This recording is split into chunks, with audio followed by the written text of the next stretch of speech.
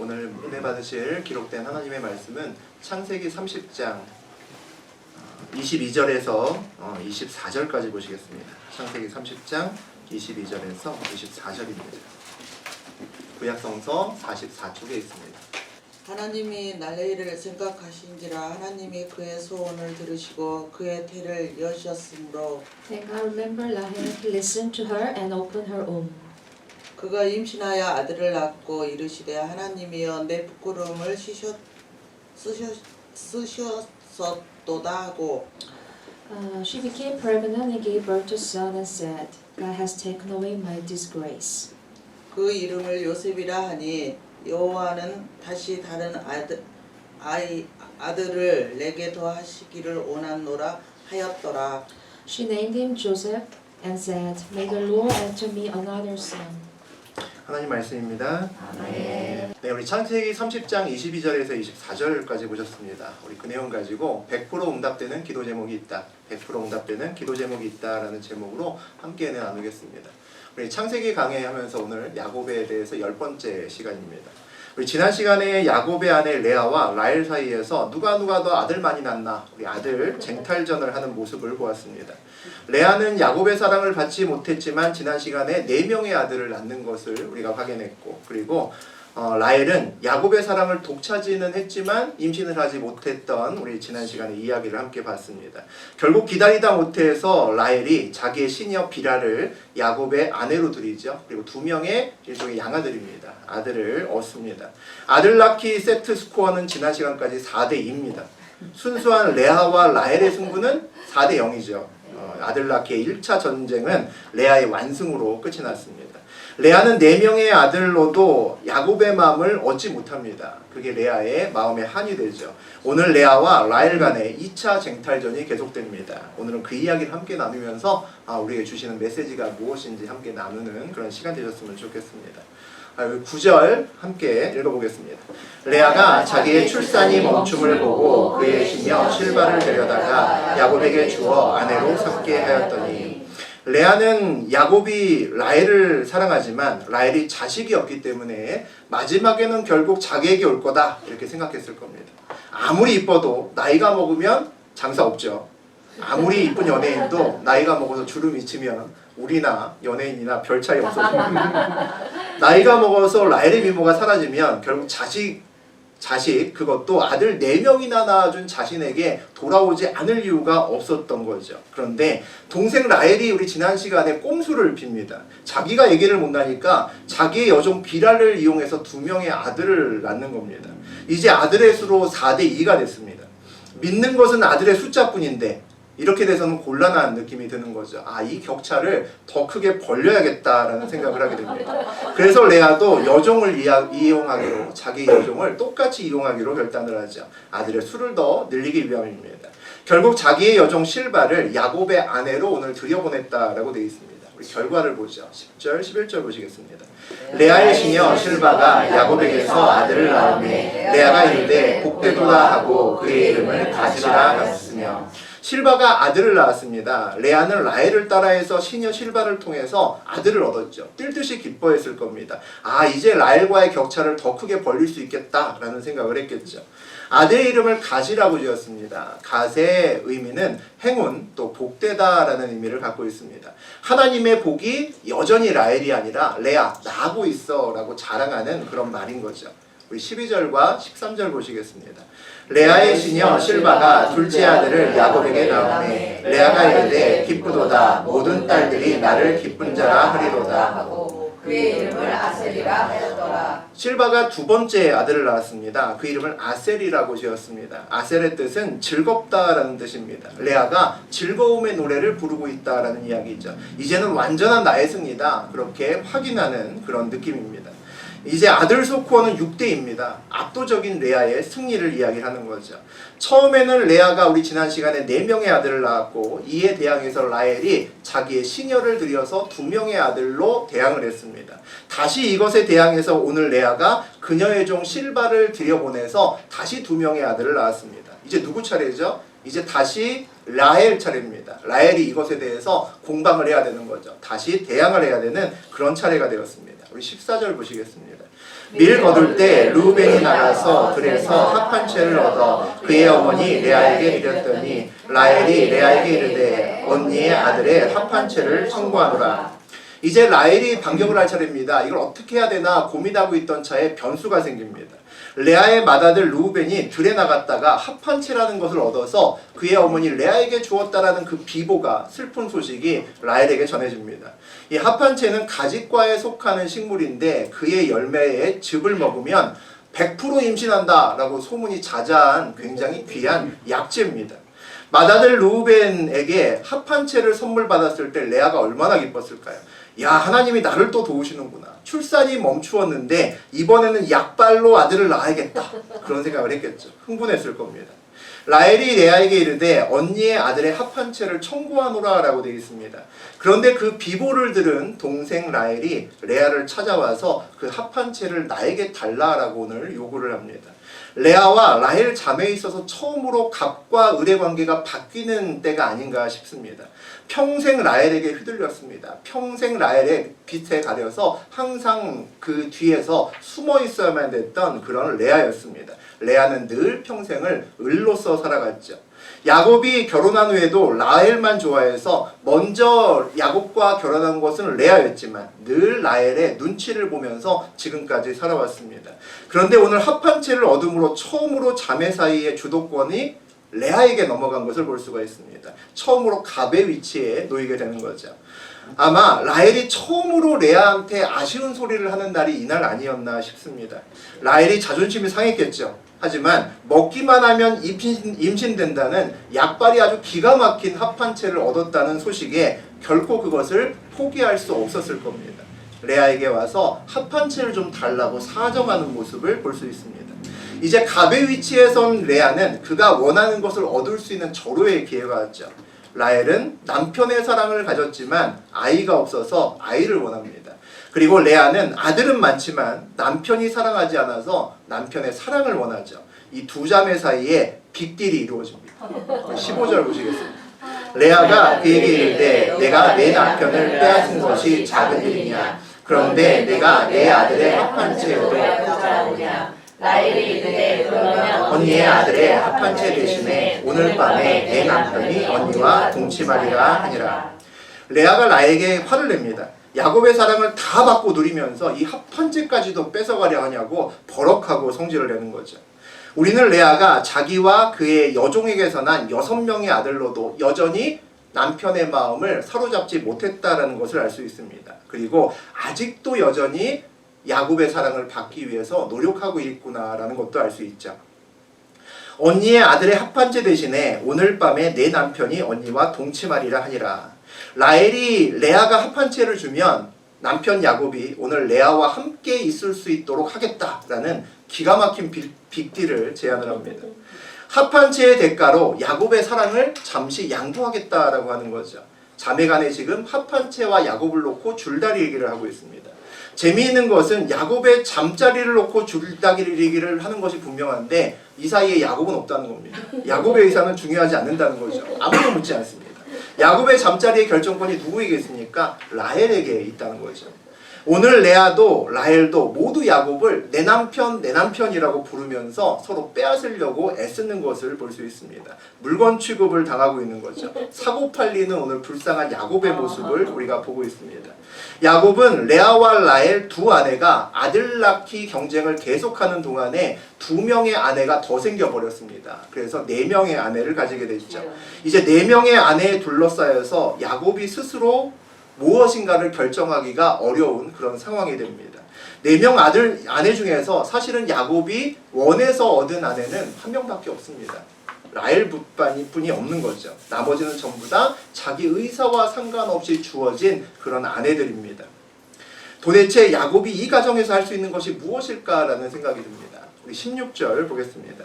저물 때에 야곱이 들에서 돌아오매 레아가 나와서 그를 영접하며 이르되 내게로 돌아오라. 내가 내 아들의 합한 채를 당신을 샀노라. 그 밤에 야곱이 그와 동침하였더라. 야곱이 들에서 일하고 돌아올 때면 항상 아마도 라헬이 기다리고 있었을 겁니다. 그런데 오늘은 달랐다는 거죠. 집에 오니까 난생 처음으로 대문 앞에 레아가 서 있는 겁니다. 굉장히 당황했겠죠. 의아했을 겁니다. 왜 라헬은 어디 가고 왜 레아가 여기 떡 버티고 서 있나 그런 생각이 들었을 겁니다. 그랬더니 레아가 대답을 하는 거죠. 내가 내 아들의 합한 채로 당신을 산노라 이렇게 대답을 합니다. 합한 채를 주고 남편과의 하룻밤을 샀다라고 이야기를 하는 거죠. 결혼 생활에 처음으로 레아가 당당하게 야곱을 맡고 있는 장면을 우리가 보고 있습니다. 제가 야곱이라면 얼마나 어이없었을까요? 그런데 더 웃기는 것은 레아의 소리에 야곱이 한마디 말도 없이 순종한다는 겁니다. 무슨 얘기입니까? 이번이 처음이 아니라는 거죠. 불쌍한 야곱입니다. 자기의 의사와 상관없이 오늘은 레아의 방으로, 내일은 다른 방으로 라헬의 명령에 따라서 터덜터덜 걸어가는 야곱의 모습을 우리가 볼 수 있습니다. 우리 17절과 18절 보시겠습니다. 하나님이 레아의 소원을 들으셨으므로 그가 임신하여 다섯째 아들을 야곱에게 낳은지라. 레아가 이르되 내가 내 시녀를 내 남편에게 주었으므로 하나님이 내게 그 값을 주셨다 하고 그의 이름을 이사가리라 하였으며. 임신의 묘약, 약발이 정말 끝내준다는 합한채는 라헬에게 팔았습니다. 그런데 엉뚱하게도 합한채 없이 야곱과 함께 있었던 레아가 놀랍게도 또 임신을 합니다. 멈추었던 출산이 이어진다는 거죠.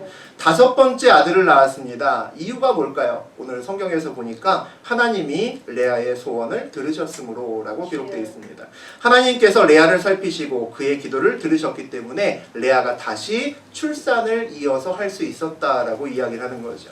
레아가 다섯 번째 아들의 이름을 이사갈이라고 짓습니다. 이사갈은 값을 주다라는 뜻을 갖고 있습니다. 오늘 다시 본문에 보니까 내가 내 시녀를 내 남편에게 주었으므로 하나님이 내게 그 값을 주셨다라는 좀 이상한 고백을 합니다. 레아는 아들 이사갈이 자기의 종을 야곱에게 아내로 준 것에 대한 하나님의 돌보심, 하나님의 보살핌, 하나님의 위로라고 오늘 고백을 하고 있습니다. 라헬과의 경쟁 때문에 아들을 더 낳아야 되는데 자기에게는 출산이 그쳤습니다. 그러니까 그 격차를 더 벌리기 위해서 어쩔 수 없이 자기의 여종을 남편에게 주어서 아내로 드렸습니다. 그래서 갓과 아셀이라는 아들을 얻었습니다. 성공했죠. 그런데 그 사이에 다른 대가를 지불했다라는 것입니다. 레아와 라헬 외에 새로운 두 명의 아내의 등장은 레아를 야곱으로부터 더 멀어지게 만드는 그런 원인이 되었다는 거죠. 레아가 정말 얻고 싶었던 것은 아들이 아니었습니다. 이미 4명의 아들로 충분했습니다. 야곱의 마음을 사고 싶었던 거죠. 그래서 자기의 여종을 남편에게 드리기까지 했는데, 그래서 아들을 더 늘렸음에도 불구하고 자기가 원래 원했던 남편의 사랑은 점점 더 멀어지고 있다는 겁니다. 우리 19절에서 21절까지 보시겠습니다. 레아가 다시 임신하여 여섯째 아들을 야곱에게 낳은지라. 레아가 이르되 하나님이 내게 후한 선물을 주시도다. 내가 남편에게 여섯 아들을 낳았으니 이제는 그가 나와 함께 살리라 하고 그의 이름을 스불론이라 하였으며 그 후에 그가 딸을 낳고 그의 이름을 디나라 하였더라. 레아가 다시 임신해서 여섯 번째 아들을 낳습니다. 스불론이라고 짓습니다. 스불론은 후한 선물이다라는 뜻을 갖고 있습니다. 이제 레아가 하나님이 레아에게 정말 넘치는 선물을 주신다라는 것을 고백하고 있습니다. 하나님을 경험하고 있다라고 우리가 볼 수 있는 거죠. 내가 남편에게 여섯 아들을 낳았으니 이제는 그가 나와 함께 살리라. 그런데 다섯 아들을 낳았지만 야곱의 사랑이 여전히 라헬에게 있음을 얘기합니다. 그러니까 이제 6명째 낳았으니까 이제는 남편이 나를 좀 쳐다봐 주지 않을까, 이제는 그 사랑을 나에게도 좀 나누어 주지 않을까, 여전히 남편의 사랑이 고파서 그 사랑을 얻기 위해서 몸부림치는 레아의 모습을 볼 수가 있습니다. 현재까지 아들 수코는 8대2입니다. 레아와 라헬과는 6대0이죠. 아들 쟁탈전은 누가 봐도 완전한 레아의 승리입니다. 라헬이면, 우리가 라헬이라면 이미 전의를 상실했을 겁니다. 이제 방법이 없는 거죠. 라헬이 왜 합한채를 빼앗았을까요? 자기도 임신하고 싶어서 합한채를 빼앗은 거죠. 합한채가 임신의 묘약이라는 것이 너무 유명하고 귀하기 때문에 어떠한 대가를 치르서라도 그것을 빼앗고 싶었을 겁니다. 합한채는 넘겨받았는데 아이를 낳은 것은 라헬이 아니라 레아가 낳습니다. 괜히 합한채 사서 레아에게만 아들 둘에 딸 하나를 더 얹어준 그런 꼴이 돼버렸습니다. 아이러니한 일이죠. 대가를 지불하고 넘겨받은 합한채는 결국 라헬의 임신과는 아무런 관계가 없었다라는 것을 알 수 있습니다. 우리의 삶에도 우리가 보통 붙들려고 애쓰는 합한채들이 있습니다.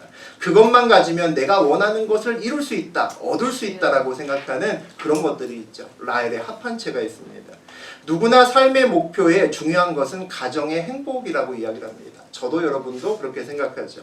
돈이 있으면, 내가 높은 자리에 있으면, 또는 내 자녀가 공부를 잘하면, 자녀가 좋은 직장에 들어가면 우리는 그것으로 행복할 수 있다라고 생각합니다.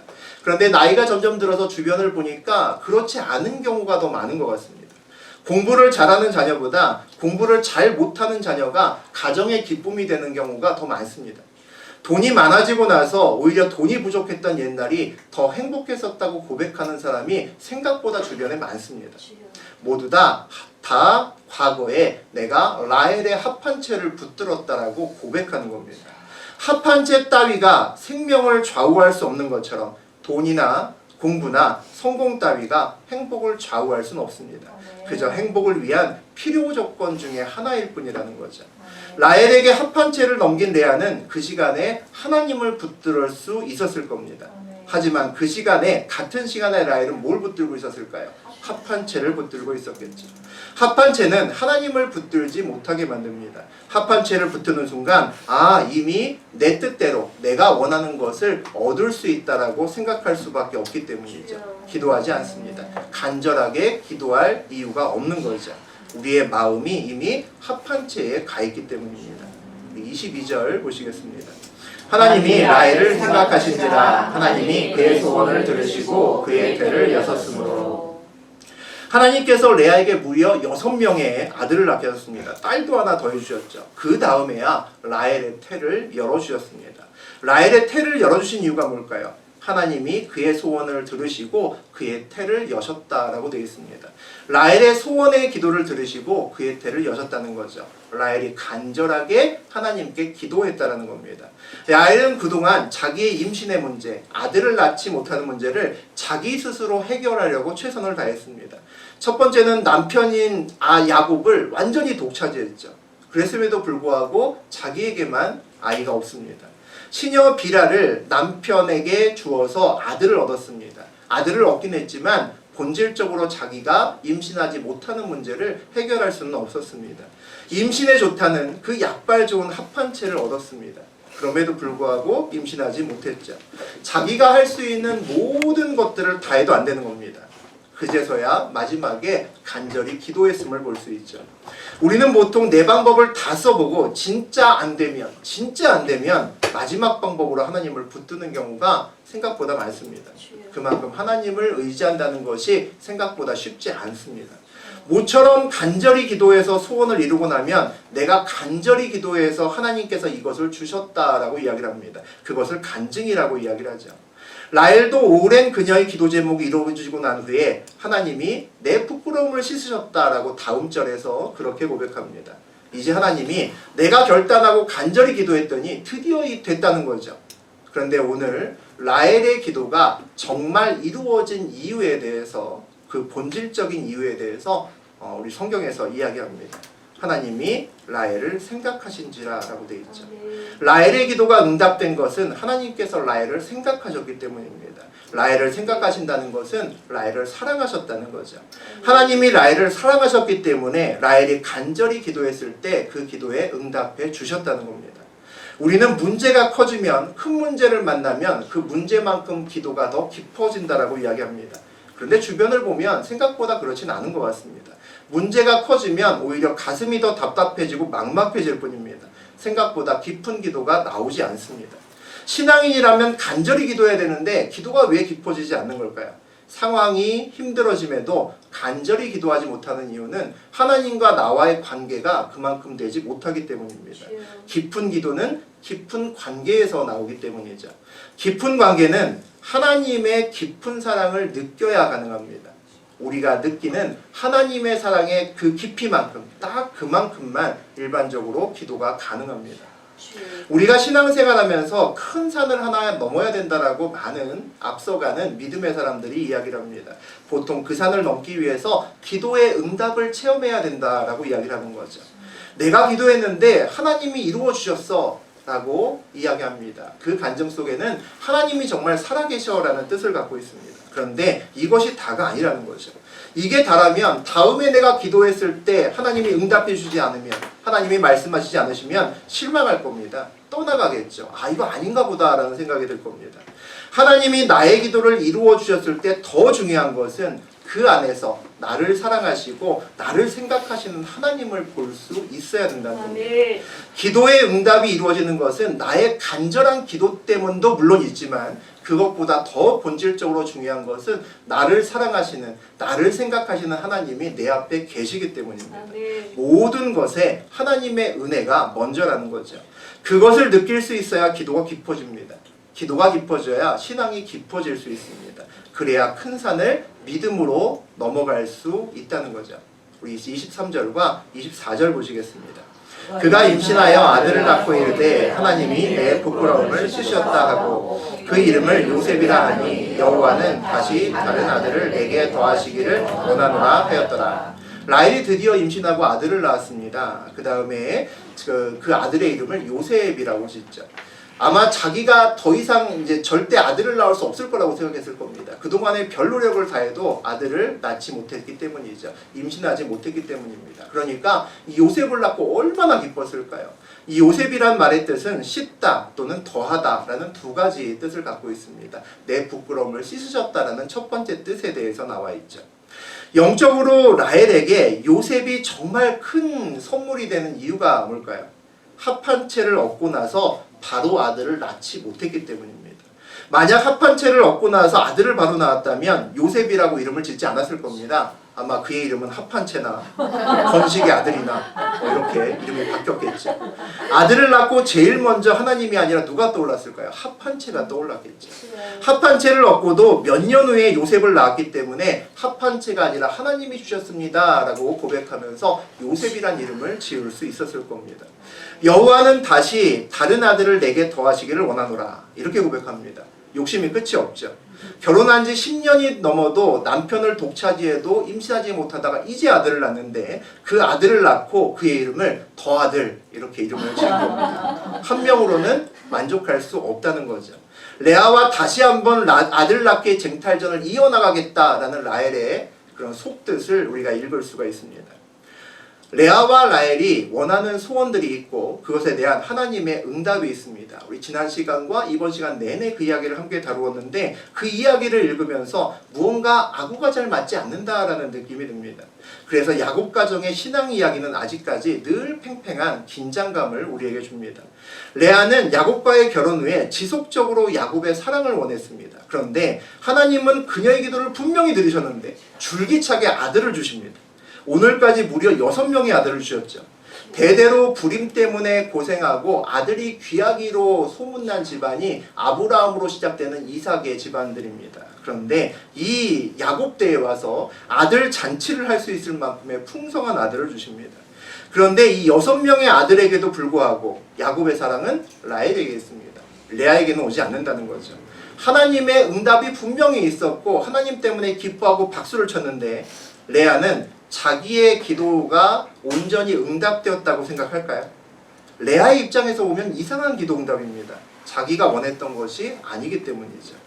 라헬은 야곱과 결혼 후에 지속적으로 아들을 원했습니다. 야곱을 독차지하면서 임신에 좋다던 그 약발 좋은 합한채까지 뺏었습니다. 그런데도 임신이 안 된다는 거죠. 하나님이 자녀를 허락하지 않으셨기 때문입니다. 대신에 야곱은 줄기차게 라헬만을 사랑하게 두셨습니다. 레아가 6명의 아들을 낳아도 야곱은 흔들리지 않고 아들이 없는 라헬만 바라보면서 살게끔 만들어 주셨습니다. 그리고 오늘 드디어 마지막에 한 명의 아들을 허락하시죠. 막내입니다. 고대의 아들의 지위와 권한은 나의 순서입니다. 먼저 태어난 아들이 더 많이 가져가죠. 가장 약하고 권한이 없는 것이 막내죠. 아들이었고 기뻤겠지만 라헬이 만족했을까요? 그걸로 하나님 저는 이제 은혜가 충분합니다 했을까요? 아니죠. 오죽하면 오랜 불임 끝에 아들을 낳았는데 그 아들의 이름을 아들 더 주세요라고 요셉이라고 그렇게 지었겠습니까? 라헬의 입장에서는 만족할 수 없었던 그런 응답이었다는 거죠. 우리가 레아라면 이 상황에서 우리가 어떻게 해야 될까요? 끝까지 더 간절히 기도해서 야곱의 사랑을 쟁취하기 위해서 6명의 아들로는 부족하구나. 더 아들을 늘려야겠다. 이렇게 기도해야 될까요? 야곱의 12지파의 아들을 다 내 아들로 채워야겠다. 12명까지 낳아야겠네 라고 생각했을까요?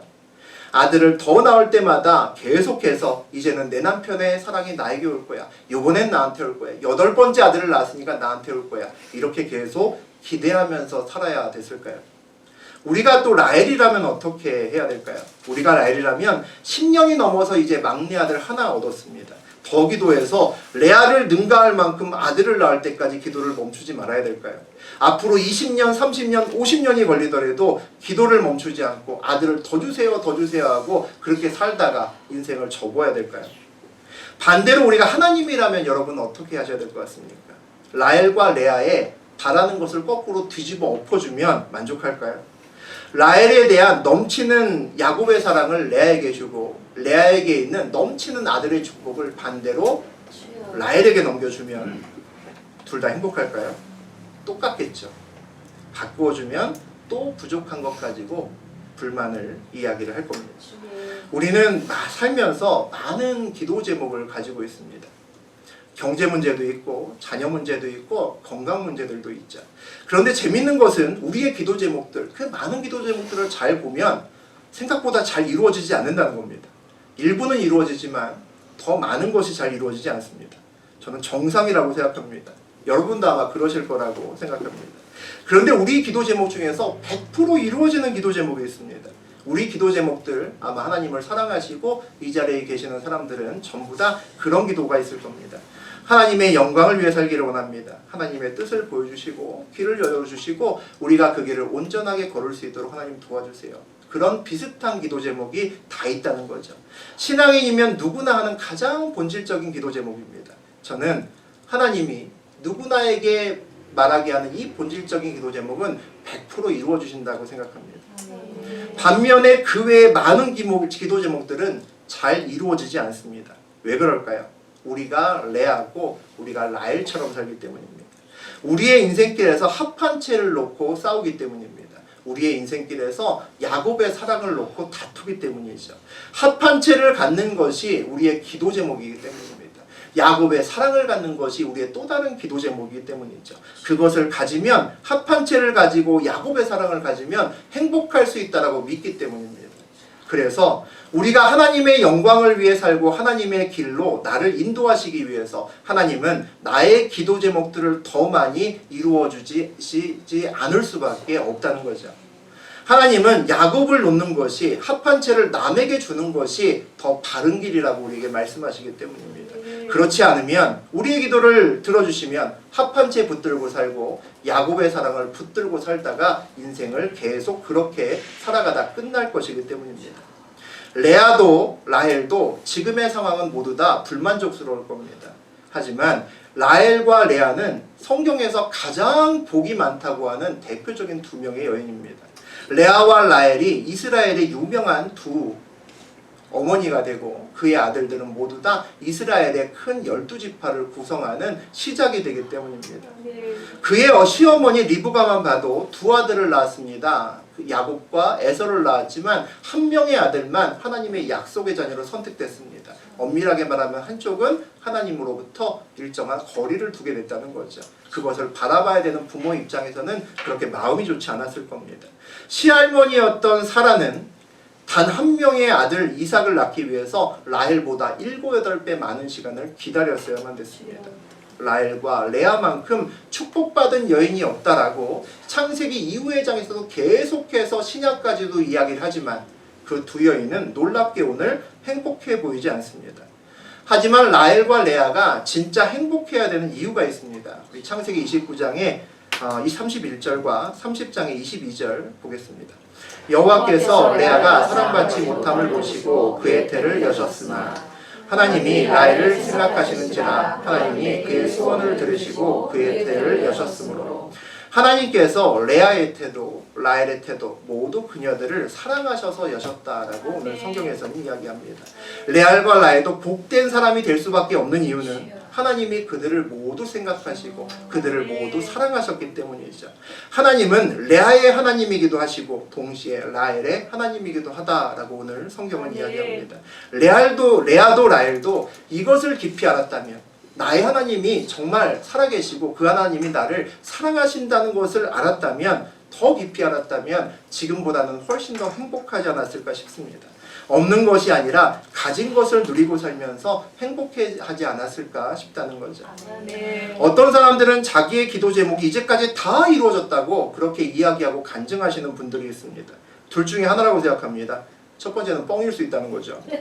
두 번째는 하나님이 정말 좋아하시는 그런 기도 제목들만으로 그의 기도의 수첩이 가득 채워졌다는 겁니다. 그럼 가능하겠죠. 여러분이나 저나 기도 제목 중에 여전히 이루어지지 않는 것들이 여전히 많이 있습니다. 그런데 정말 중요한 것은 예전보다는 지금이 더 높은 비율로 응답이 이루어지고 있었어야만 합니다. 시간이 흐를수록 나의 기도의 간절함도 깊어지지만 더 중요한 것은 우리의 기도 제목이 바뀌어야 되기 때문입니다. 기도의 제목이 바뀌려면 어떻게 해야 될까요? 100% 이루어지는 본질적인 기도 제목이 나머지 기도 제목을 끌고 가도록 여러분이 내버려 두셔야 됩니다. 어떻게 하면 본질적인 기도 제목이 나머지를 끌고 갈 수 있도록 내가 터치하지 않고 내버려 둘 수 있을까요? 하나님이 나를 사랑하신다는 것에 집중하시면 됩니다. 하나님이 나를 생각하신다는 것에 집중하시면 된다는 거죠. 하나님이 나를 징그럽게 사랑하신다는 것을 알면 하나님의 마음이 부어집니다. 그러면 우리의 기도 제목이 바뀔 수밖에 없다는 거죠. 그래서 세월이 갈수록 신앙생활을 오래 할수록 우리의 기도 제목은 더 많이 이루어져야 됩니다. 2020년도에는 여러분의 100% 응답되는 그 기도 제목이 나머지 기도 제목을 끌고 가면서 여러분의 기도 제목이 바뀌는 그런 한 해가 되셨으면 좋겠습니다.